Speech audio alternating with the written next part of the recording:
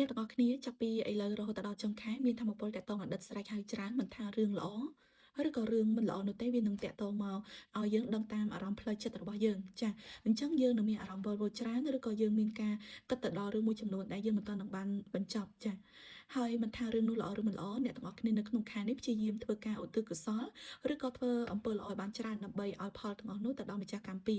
ចំណុចទី2អ្នកទាំងអស់គ្នាត្រូវតែចំណាយពេលយ៉ាងតិចក៏កន្លះម៉ោងដែរចានៅក្នុងថ្ងៃណាក៏បានដែរពីឥឡូវរហូតដល់ចុងខែចានៅកន្លែងដែលមានបរិយាកាសស្ងប់ស្ងាត់ល្អដែលមិនមានអារម្មណ៍ថាធុញថប់ចាហើយបន្ទាប់មកអ្នកទាំងអស់គ្នាបិទភ្នែកហើយសេចក្ដីគិតទៅលើអ្វីដែលអ្នកទាំងអស់គ្នាកំពុងតែនឹកគិតដល់ចាមិនថាជារឿងឈឺចាប់មិនថាជារឿងល្អមិនថាជាបំណងអនាគតចាអ្នកទាំងអស់គ្នាត្រូវសេចក្ដីគិតនិងបដោតថាតើអ្នកទាំងអស់គ្នាកំពុងតែចង់បានអ្វីអ្នកទាំងអស់គ្នាឈឺចាប់ទៅលើរឿងអ្វីអ្នកទាំងអស់គ្នានឹងចំណាយពេលកន្លះម៉ោងនោះដើម្បីសួរពីខ្លួនឯងគោលដៅខ្លួនឯងឬក៏បំណងនៃការផ្សះផ្សាណាមួយដែលអ្នកទាំងអស់គ្នានឹងកំពុងតែដិតជាប់នៅក្នុងអារម្មណ៍ចាអញ្ចឹងធម៌ពលនេះគឺខ្លាំងមែនទែនចន្លោះពីឥឡូវរហូតដល់ចុងខែចាហើយសូមបងប្អូនទាំងអស់គ្នាចា